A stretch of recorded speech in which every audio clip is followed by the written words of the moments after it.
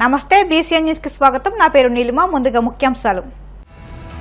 ఢిల్లీలో బీజేపీ అభ్యర్థుల తరపున చంద్రబాబు ఎన్నికల ప్రచారం, అధికార ఆమ్ ఆద్మీ పార్టీపై ఘాటు విమర్శలు।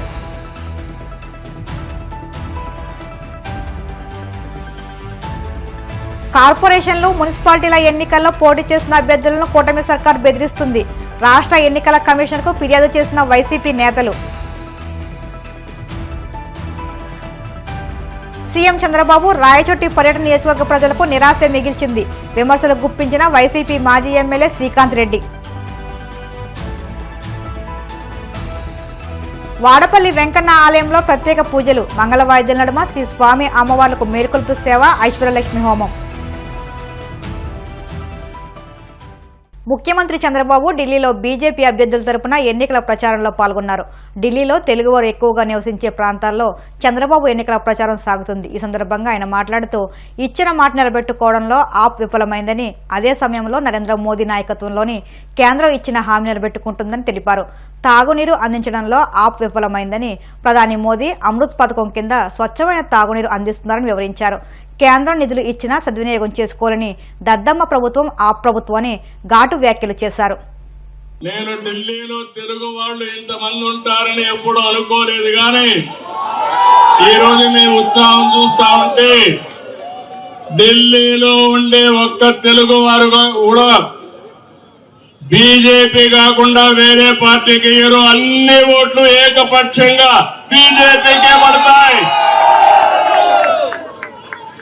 ఈ రోజు ఒక్క విషయం మనం గుర్తుపెట్టుకోవాలి, ఈరోజు తెలుగు వాళ్ళు ఢిల్లీలోనే కాదు, ప్రపంచంలో అన్ని దేశాల్లో ఉన్నారు। మొన్న నేను జూరిక్ వెళ్ళాను, దావోస్కి వెళుతూ నేను వెళుతున్నానంటే 600 మంది సమావేశమయ్యారు। అంటే జూరిక్ లో కూడా 600 మంది స్విట్జర్లాండ్ లో ఉన్నారంటే అది భారతీయుల సత్తా, అదే మారిగా తెలుగు వారి సత్తా అని చెప్పి కూడా నేను మీకు తెలియజేస్తున్నా। ఈరోజు మనం చూస్తే నేను దావోస్కి వెళ్ళాను, నేనే కాదు మహారాష్ట్ర సీఎం, అదే మరి మిగిలిన తెలంగాణ సీఎం గాని, అదే మరి కొంతమంది కేంద్ర మంత్రులు అందరం కలిసి అక్కడికి వెళ్ళాం। ఎక్కడికి పోయినా భారతదేశం పేరు మారుమోగింది। ఎక్కడ పోయినా ఎవరిని అడిగినా నరేంద్ర మోడీ గారి నాయకత్వం భారతదేశానికి ఉందని గొప్పగా చెప్పే పరిస్థితికి వచ్చారు। ఆ ఆర్టిఫిషియల్ ఇంటెలిజెన్స్ ని ప్రమోట్ చేసే వ్యక్తి మన ప్రధానమంత్రి నరేంద్ర మోడీ గారు అని చెప్పి మీకు తెలియజేస్తున్నా। రెండోది మీరు చూస్తే గ్రీన్ ఎనర్జీ, ప్రపంచం అంతా కూడా గ్రీన్ ఎనర్జీ వైపోయి వాతావరణ కాలుష్యాన్ని కాపాడే పరిస్థితికి వస్తున్నారు। ఇవన్నీ చూస్తే మొట్టమొదటిసారిగా 2025 దావోస్ లో ప్రపంచం మొత్తం చర్చించే అంశాలు ఈ రెండు ప్రధానంగా ఉన్నాయి। ఒకప్పుడు నేనే 1995లో ఇన్ఫర్మేషన్ టెక్నాలజీ గురించి మాట్లాడాను, ఇప్పుడు ఏఐ గురించి మాట్లాడుతున్నాను। ప్రతి ఒక్క ఇంటికి ఒక ఏఐ తయారు కావాలి। ఢిల్లీలో ఉండే ప్రజలందరూ ఆలోచించాలి। అందులో ప్రత్యేకంగా మా తెలుగు తమ్ముళ్ళు, తెలుగు చెల్లెళ్ళు ఢిల్లీలో ఇంటింటికి వెళ్ళాలి। బీజేపీ గెలుపు దేశ చరిత్రకి ఒక మలుపని చెప్పాల్సిన బాధ్యత మీ అందరి పైన ఉంది। ఈ రోజు మనందరం కూడా ఒక హిస్టారికల్ అకేషన్ లో ఉన్నాం। నేను ఎందుకు ఈ మాట మాట్లాడుతున్నానంటే ఐటీలో మనం మొట్టమొదటిసారిగా ముందడుగేశాం। భారతీయుల్ని డిఫీట్ చేసే వాళ్ళు ప్రపంచంలో ఎవరూ లేరు। మూడోది సరైన నాయకుడు మన దేశానికి సరైన సమయంలో ఉన్నాడు, అదే నరేంద్ర మోడీ। ఈ మూడు వల్ల మీరు ఒకసారి చూస్తే దేశం దోసుకుపోయే పరిస్థితి వస్తా ఉంది। ఈరోజు ఆర్థిక వ్యవస్థలో ముందున్నాం, టెక్నాలజీలో ముందున్నాం। ఈ రోజు ప్రపంచం మొత్తం భారతదేశం యొక్క బ్రాండ్ మారుమోగుతా ఉందంటే దానికి కారకుడు నరేంద్ర మోడీ అని చెప్పి మీకు తెలియజేస్తున్నా.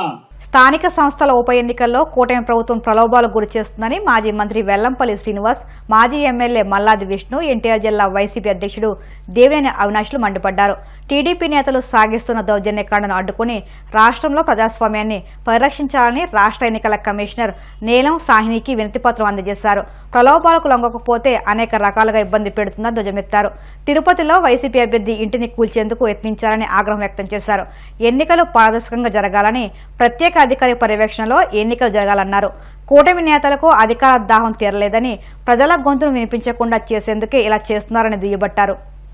ఎవరైతే మళ్ళీ వైఎస్ఆర్సీపీ తరఫున కంటెస్ట్ చేస్తున్నారో ఆ అభ్యర్థుల్ని బెదిరించే విధంగా కావచ్చు, అనేక విధాలుగా ఇబ్బందులు పెట్టిన పరిస్థితి మనం చూసి నిన్న తిరుపతిలో ఏదైతే తిరుపతి డిప్యూటీ మేయర్ కి సంబంధించి ఎలక్షన్ లో కంటెస్ట్ చేస్తున్నారో ఆ అభ్యర్థి యొక్క ఇంటిని ఏ విధంగా దుర్మార్గంగా వితౌట్ రూల్స్ పాటించకుండా అతన్ని భయపెట్టే విధంగా ఏ విధంగా జరిగిందో మీరందరికీ కూడా తెలిసిన విషయమే.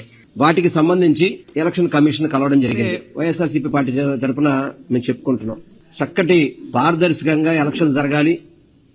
ప్రతి ఒక్క అభ్యర్థిని కూడా ఎవరైతే కార్పొరేటర్స్ ఓటింగ్ వస్తారో వాళ్ళకి భద్రత కల్పించాలి.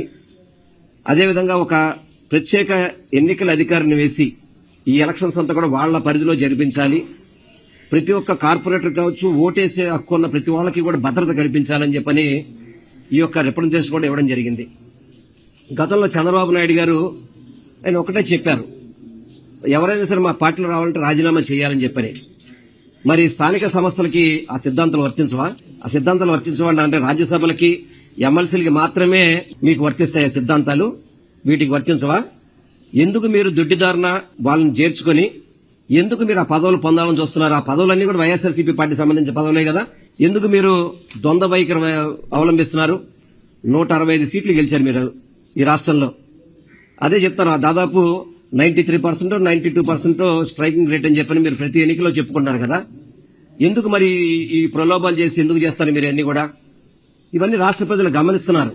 ఇంకా అధికార దాహం తీరలా వీళ్ళకి. ఇంకా స్థానిక సంస్థల్లో కూడా ప్రజల యొక్క వాణి వినిపించకుండా ఏదైతే సూపర్ 6 హామీలు కావచ్చు, ఎన్నికల ముందు చెప్పిన హామీలు ఏ ఒక్కటి కూడా వాళ్ళు అమలు చేసిన పరిస్థితి లేదు. ఆ గొంతు బయటకు వినపడకుండా ఉండడానికి ప్రతి ఒక్క అవకాశాన్ని కూడా ఆయన చెప్తుంటాడు చంద్రబాబు నాయుడు, ఏదైతే ప్రతి ఒక్క అవకాశాన్ని మేము సద్వినియోగం చేసుకుంటామనేది. వివిధ పద్ధతుల ద్వారా రిజైన్ చేసిన వాళ్ళు మొత్తం కూడా వైఎస్ఆర్సీపీ పార్టీ చెందిన వ్యక్తులే. అక్కడ మెజారిటీ కూడా వైఎస్ఆర్సీపీ పార్టీకి ఉంది. అసలు ఎన్నికల్లో ఏ విధంగా మీ అభ్యర్థిని నుంచోబెడతారు? మీకు బలం లేనప్పుడు ఎందుకు మీరు ఎన్నికల్లో అభ్యర్థి నుంచోబెట్టారు? ప్రజలు తెలియదా? కార్పొరేట్లో కొంతమంది వీక్నెస్ ఉన్న వాళ్ళేమో వాళ్ళని జాయిన్ చేసుకుంటారు స్వార్థం కోసం, వాళ్ళని వివిధ రకాల ప్రలోభాలతో తీసుకెళ్తున్నారు, ప్రలోభాలకు లొంగన వాళ్ళని భయపెడుతున్నారు. ఇది అప్రజాస్వామ్యం. ప్రజాస్వామ్యాన్ని కాపాడమని, అదేవిధంగా ఎన్నికలు పారదర్శకంగా జరిపించమని చెప్పని, ప్రతి ఒక్కరికి కూడా ఓటేకి వేసే ప్రతి ఒక్కరికి కూడా భద్రత కల్పించాలని చెప్పని ఈరోజు ఈ ఎన్నికల కమిషన్ కి వైఎస్ఆర్సీపీ పార్టీ నాయకులు అప్పిరెడ్డి గారి నాయకత్వంలో ఎమ్మెల్సీ గారు, రుహుల్లా గారు ఎమ్మెల్సీ గారు, మల్లాది విష్ణు గారు, దేవినేని అవినాష్ గారు, మా మేయర్ గారు అందరం కూడా కలిసి రిప్రజెంట్ చేయడం జరిగింది. తప్పకుండా ఎన్నికలు పారదర్శకంగా నడిపించాలని చెప్పని మాత్రం మా వైఎస్ఆర్సీపీ పార్టీ తరఫున మేము డిమాండ్ చేస్తాం. 1922 సంవత్సరంలో మాకు ప్రజలందరూ కూడా స్థానిక సంస్థల ఎన్నికల్లో వైఎస్ఆర్ కాంగ్రెస్ పార్టీని ఆశీర్వదించారు. ఇలాంటి సందర్భంలో మీకు బలం లేకపోయినప్పటికీ కూడా మీకు ప్రభుత్వంలో ఉన్నాము అని చెప్పండి, దాన్ని దృష్టిలో పెట్టుకుని స్థానిక సంస్థల ఎన్నికల్లో మీరు ప్రలోభాల పరం, దౌర్జన్యాల పరం, శాంతి భద్రతల సమస్యల్ని మీరు శాంతి భద్రతలను చేతిలోకి తీసుకుని ఈరోజు ఏలూరులో జరిగినా, లేకపోతే నూజివీడులో జరిగినా, నందిగామలో జరిగినా, తిరుపతిలో జరిగినా మీ ప్రభుత్వం యొక్క దౌర్జన్యాలు ఏ రకంగా స్థానిక సంస్థల ఎన్నికల్లో మీ యొక్క ఇంటర్ఫీరెన్స్ ఏ విధంగా ఉన్నదో స్పష్టంగా అర్థమవుతుంది. తెలంగాణ రాష్ట్రంలో శాసన మండలి ఎన్నికల్లో ప్రారంభమైనటువంటి మీ ప్రలోభాలు 2019లో అధికారంలోకి వచ్చిన వెనువెంటనే ఎమ్మెల్యేలు కొనుగోలు చేయడం, ఇప్పుడు 2024లో అధికారంలోకి వచ్చిన వెనువెంటనే మీకు సంబంధం లేకపోయినప్పటికీ కూడా, మీకు మెజార్టీ లేకపోయినప్పటికీ కూడా, మీ సైకిల్ గుర్తు మీద మీకు స్థానిక సంస్థల లోకల్ బాడీస్ లో మీకు మెజార్టీ లేకపోయినప్పటికీ కూడా ప్రలోభాలకు గురి చేసి, దౌర్జన్యాలు చేసి, ఒత్తిడి చేసి, భద్రత లేకుండా దౌర్జన్యం చేస్తూ ఎన్నికల్లో గెలవాలని చెప్పని ఏదైతే మీ ఆలోచన చేస్తున్నారో మీ యొక్క దుష్ట ఆలోచనలన్నింటినీ కూడా ఎన్నికల కమిషన్ దృష్టికి తీసుకెళ్ళాం. ఖచ్చితంగా ప్రతి కార్పొరేటర్ కి భద్రత కల్పించాలి అని చెప్పి కోరడం జరిగింది. పోలీసు యంత్రాంగం అధికార పార్టీకి ఒత్తసు పలకకూడదు అని చెప్పి కోరడం జరిగింది. మేము ఆల్రెడీ వైఎస్ఆర్ కాంగ్రెస్ పార్టీ తరఫున విప్పు జారీ చేయడం జరిగింది. ఎవరైతే విప్పును ఉల్లంఘిస్తారో, రూల్ ని ఉల్లంఘిస్తారో వాళ్ళ మీద వేటు వేయాలని చెప్పి కూడా ముందస్తుగా మేము కోరడం జరిగింది. ఈ రాష్ట్రంలో జరుగుతున్నటువంటి అన్యాయాలు, దౌర్జన్యాలు, దమనకాండలు, కార్పొరేట్ల మీద దౌర్జన్యము, ప్రలోభ పెట్టడము, ఇవన్నిటిని కూడా ఫుల్ స్టాప్ పెట్టాలి. లేదంటే రాబోయే రోజుల్లో గవర్నర్ గారిని కూడా కలుస్తాం. ఎంతవరకైనా సరే వైఎస్ఆర్ కాంగ్రెస్ పార్టీ పోరాటం చేస్తుంది అని చెప్పి కూడా ఈ సందర్భంగా ఏదైతే రాష్ట్రంలో స్థానిక సంస్థల్లో దాదాపుగా 2021లో 98% ఈరోజు ఈ రాష్ట్రంలో కౌన్సిలర్లు కానివ్వండి, కార్పొరేటర్లు కానివ్వండి, జెడ్పీటీసీలు, ఎంపీటీసీలు వైఎస్ఆర్ కాంగ్రెస్ పార్టీ తరఫున గెలుచడం జరిగింది. కూటమి ప్రభుత్వం అధికారంలోకి వచ్చిన తర్వాత వైఎస్ఆర్ కాంగ్రెస్ పార్టీకి సంబంధించిన కౌన్సిలర్ ని, కార్పొరేటర్లని ఇబ్బంది పెట్టి ఆర్థికంగా లేకపోతే వాళ్ళ మీద దాడులు చేసి వాళ్ళ పార్టీలోకి తీసుకొచ్చి వాళ్ళేదో పరిపాలన చేయాలని చెప్పిన ఒక దురుద్దేశంతో ఈరోజు కూటమి ప్రభుత్వం వ్యవహరిస్తోంది.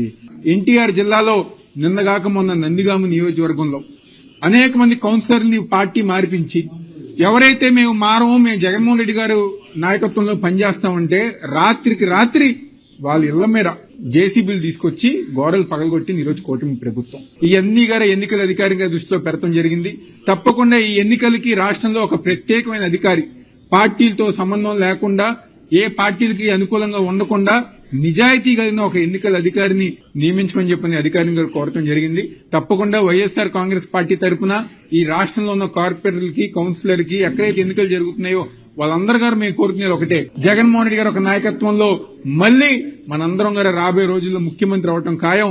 తప్పకుండా మనందరం గారు గట్టిగా బలోపేతంగా ముందుకెళ్లాలని సీఎం చంద్రబాబు రాయచోటి పర్యటనపై వైసీపీ మాజీ ఎమ్మెల్యే గడికోట శ్రీకాంత్ రెడ్డి స్పందించారు. ముఖ్యమంత్రి పర్యటన రాయచోటి నియోజకవర్గ ప్రజలకు నిరాశ మిగిల్చిందని ఆరోపించారు. కొత్త జిల్లాకు సీఎం వరాలు కురిపిస్తారని ప్రజలు, రైతులు ఎదురు చూశారని, కానీ ఏ ఒక్క వరం ఇవ్వలేదని మండిపడ్డారు. మేనిఫెస్టోలో చెప్పిన వాటిని అడిగితే నిర్దాక్షిణ్యంగా అరెస్ట్ చేస్తున్నారన్నారు. వైఎస్ఆర్ ముఖ్యమంత్రి అయిన తర్వాత హైదరాబాద్లో ఐటీ 10% అభివృద్ధి చెందిందని, తానే ఐటీ రంగాన్ని తీసుకొచ్చాను అంటూ చంద్రబాబు ప్రజలను మభ్యపెడుతున్నారని దుయ్యబట్టారు. ఒక తెలుగుదేశానికి సంబంధించినటువంటి వ్యక్తుల్ని అక్కడ పెట్టుకున్నట్టుగా కనిపించింది. దయ ఉంచి చెప్తున్నా నేను అందరికీ, సోషల్ మీడియా వ్యక్తులు కూడా, ఆ యువత గురించి ఎక్కడ ట్రోల్ చేయకండి. కానీ ఒకటే బాధాకరంగా, ప్రాంతానికి వచ్చినప్పుడు ఒక యువకుడికి ముఖ్యమంత్రి దగ్గర మాట్లాడే అవకాశం కలిగినప్పుడు మంచి మాటలు, స్ఫూర్తిదాయకమైన మాటలు చెప్పాల్సింది పోనించి ఇలాంటి మాటలు చెప్పడం, దానికి తగ్గట్టుగా చంద్రబాబు నాయుడు గారు ఐటీ టవర్స్ ను ఇక్కడ కట్టేస్తాను, మండల హెడ్ క్వార్టర్స్ లో చెప్పడం చాలా ఆశ్చర్యం కలిగించింది. వర్క్ ఫ్రం హోమ్ నేనే కనిపెట్టానని చెప్పడం కూడా నిజంగానే ఆశ్చర్యం కలిగించింది. వర్క్ ఫ్రమ్ అన్నది ఎందుకు వచ్చింది? ఐటీ ప్రమోషన్ లో ఇలాగే నువ్వు ఎంతసేపు నిన్ను ప్రొజెక్ట్ చేసుకున్నావు, అలాగే దీనికి సంబంధించి వర్క్ ఫ్రమ్ హోమ్ కూడా నేనే చేయించినానంటూ గతంలో గౌరవ ముఖ్యమంత్రి జగన్మోహన్ రెడ్డి గారు ఆలోచన చేసింది. అందుకనే గ్రామాలలో సచివాలయాలతో పాటు డిజిటల్ లైబ్రరీస్ కట్టడం కూడా సాఫ్ట్వేర్ ఉద్యోగస్తుల కోసమే అటువంటి దాన్ని మర్చాడు. దాన్ని నువ్వు కంటిన్యూషన్ చేయించి ఆ బిల్డింగ్స్ కంప్లీట్ చేయించే ప్రయత్నం చేయకుండా ఐటీ టవర్స్ లాంటివి కడతాను, మండల హెడ్ క్వార్టర్స్ అని చెప్పి మభ్యపెట్టేటువంటి మాటలు నిజంగా ఆశ్చర్యాన్ని కలిగిస్తున్నాయి. ఎప్పుడు కూడా ఇలాంటి మాటలు చెప్పుకుంటూ పోతుంటాడు. సంపద సృష్టించేది ప్రజలకు వాళ్ళు నేర్చుకుంటారు, కానీ నీకు చెప్పేది సంపద సృష్టించిన తర్వాత నువ్వు పంచడమే. ప్రజలు ఇబ్బందుల్లో ఉన్నప్పుడు ప్రభుత్వం ఆదుకోవాలి. కరోనా టైంలో ప్రజలు ఇబ్బందులు ఉన్నారు అని చెప్పి ఆ 2 సంవత్సరాలు కూడా ఎక్కడ ఆగకుండా స్కీమ్స్ ఇచ్చిన వ్యక్తి జగన్మోహన్ రెడ్డి గారు. ఈ రోజు దాదాపుగా 18 సంవత్సరాలు దాటిన మహిళలకు నెలకు 1500 ఇస్తానన్నావు. 8 నెలలు అయిపోయింది. ఒక్కొక్క మహిళకు దాదాపుగా 12 నుంచి 14,000 రూపాయల వరకు బాకీ పట్టావు. 1,50,00,000 మహిళల మందికి ఎప్పుడు ఇస్తావు? దానికి సమాధానం చెప్పు. 50 ఏళ్లు దాటినటువంటి ప్రతి ఒక్కరికి పెన్షన్ ఇస్తాను, పెన్షన్ పెంచడం కార్యక్రమం ఆర్పాటం చేస్తున్నావు కదా. మరి బీసీ, ఎస్సీ, ఎస్టీలకు, మైనార్టీలకు, 50 సంవత్సరాలు దాటిన వాళ్ళకి, నిండిన వాళ్ళకి అందరికీ పెన్షన్ ఇస్తానన్నావు. నిరుద్యోగ యువతకు 3,000 ఇస్తానన్నావు. 8 నెలలు అయిపోయింది. 8,324,000 బాకీ పడ్డావు ఒక్కొక్క యువకుడికి. అది ఎప్పుడు ఇస్తావు? దీని గురించి సమాధానం చెప్పు. మభ్యపెట్టేటువంటి మాటలు చెప్పుకుంటూ పోతూ రాష్ట్రంలో ఏ స్కీమ్ కూడా ఇవ్వకుండా ఇలాంటి కార్యక్రమం చేసుకుంటూ పోవడం దురదృష్టకరం. మేనిఫెస్టో అన్నటువంటిది నువ్వు ఏదైతే చెప్పావో నెరవేర్చే విధంగా ఆలోచన విధానం ఉండాలి. దానికి తగ్గట్టుగా డెవలప్మెంట్ కూడా ఫోకస్ చేయాలి. కానీ ఏది చేయవు. కానీ మభ్యపెట్టే మాటలు మాట్లాడుతూ దేవతలను అడిగాడు అమరావతి గురించి చెప్తాం. మేమేం తప్పుపడి అమరావతిని చెయ్యి, కానీ అక్కడ ఎంత ఖర్చు పెడుతున్నావో, అమరావతికి ఎంత నిధులు వచ్చాయి కదా కేంద్ర ప్రభుత్వం నుంచి, ఆ రకంగా రాయలసీమ కూడా నిధులు తీసుకురా. ఇక్కడ హైకోర్టు శాశ్వతమైన హైకోర్టు పెట్టమంటే బెంచ్ పెట్టేశానని చెప్పి ఒక జీవో ఇస్తాం. ప్రభుత్వం ఏర్పడింది, ప్రభుత్వం పనిచేయాలా, వాళ్ళకు కూడా మేము అవకాశం ఇవ్వాలా అనే ఆలోచనతో ఈ 8 మాసాలు కూడా జరిగింది. కనీసం వాళ్ళు ఇచ్చిన హామీలన్నీ కూడా ఒకటి కూడా నెరవేర్చడం సాధ్యం కాలేదు. ఈరోజు నిజంగా మొన్న మధ్య ఒక రైతు సమస్యలపై జిల్లా హెడ్ క్వార్టర్స్లో చేయడం జరిగింది. తర్వాత విద్యుత్ ఛార్జీల పైన నియోజకవర్గాలు చేయడం జరిగింది. ఈరోజు విద్యార్థులు పడుతున్న కష్టాల మీద వాళ్ళ ఫీజు రియంబర్స్మెంట్ కావచ్చు, వసతి దీవెన కావచ్చు, విద్యాకాలు కావచ్చు, ఏది కూడా చెల్లించకపోగా ఈరోజు నిజంగా విద్యార్థులు బాధంటే కనీసం విద్యార్థులను కాలేజీల నుంచి బయటికి పంపే పరిస్థితి వచ్చింది. వాళ్ళని ఎగ్జామ్స్ కూర్చోబెట్టే పరిస్థితి కూడా లేదు. ఎప్పుడో అది అభివృద్ధి చెందిన పట్టణం, అది ఒకటే అభివృద్ధి చేసేది. కానీ వీళ్ళు కూడా ఏదో కొంత చేసి ఉండొచ్చు, కానీ చార్మినార్లో గోల్కొండ కూడా నేను కట్టానని చెప్పినట్టు 2 రోజులు పొద్దాను. మతిస్థిమితం సరిగా లేదు కాబట్టి కావున ఒకటి ఆలోచన చేయాలా తప్పకుండా. ఎందుకంటే ఈరోజు మేము రోడ్డు వైఎస్ఆర్ కాంగ్రెస్ పార్టీ ప్రజల పక్షాన నిలబడే రోజు ఆసన్నమైంది. తప్పకుండా ఇంకా ప్రజల పక్షాన మేము నిలబడతాం. ఇప్పుడు కాసేపు ప్రకటనలు.